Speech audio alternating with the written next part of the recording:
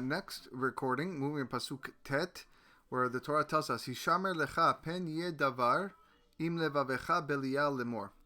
Beware, watch yourself, lest you start thinking something bad and saying, Karva shenata sheva shenata shemita.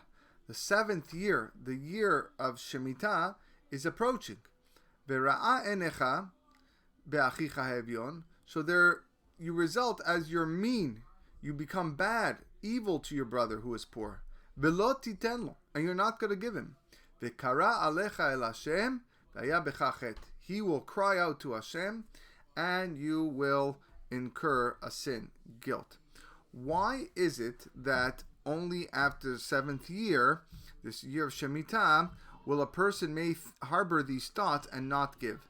The answer is because all loans that are given, when it comes to the 7th year, those loans are forgiven. And therefore, a person doesn't have to pay back the loan once the Shemitah year comes.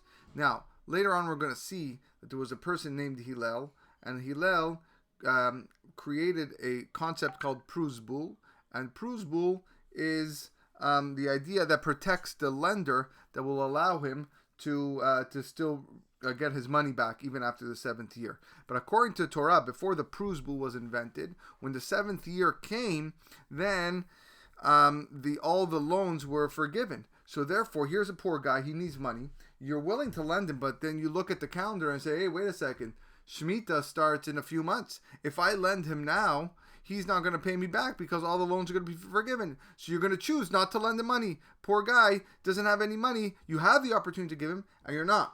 So therefore, this guy is going to yell out to Hashem, and he's going to cry to Hashem. He says, no one's lending me money. It's because of you. Because you were worried about the loan being forgiven, and therefore not getting paid back. So you chose not to lend him in the first place. And therefore, vaya bechachet, you will incur guilt. So Rashi says, what does it mean vaya bechachet? Right? Is it only when he cries out that's when you're going to sin? So Rashi says, mikol makom afilu lo yikra. You will perform an aveira. You're going to perform a sin even if the guy doesn't call out to Hashem. At all, whenever you choose not to give tzedakah, vaya bechachet, you will incur guilt. So Rashi says, im ken lama ne'emar vekara alecha. Why does the Torah tell us specifically that the poor guy is calling out to Hashem because no one's giving him money? So Rashi says, "Memaher ani liparal yedeh hakoreh yoter mimi she'eno koreh." Hashem will punish those people who withhold tzedakah faster when the guy cries out. If you chose to withhold tzedakah, charity, all right, in 2 cases. One, the poor guy cries out and he has no money, and the second guy, the poor guy doesn't cry out. God is going to punish you in both cases, but he's going to do it faster if the poor guy cries out. Vaya bechachet, when he's koreh alecha. That's how Rashi interprets or explains why it says vekara alecha Hashem, that the punishment will come out faster. Interesting Gemara here in Masechet Bava Batra that says, the Tanya Rabbi Yoshua ben Korcha Omer, Kol ha'ma'alim enav min tzedakah, anybody that hides himself from tzedakah, ki'ilu oved avodat kochavim, is as if he worshipped avodah zarah, as if he worshipped another god. How does the Gemara learn this? Like, you just say a statement like that? Where does the Gemara learn that from? The Gemara says, Ketiv hacha, in our psukim that we just learned, it says, Hisham elecha pen yelach davar im levavecha belial. The word belial is a very strange word. That you harbor these evil thoughts.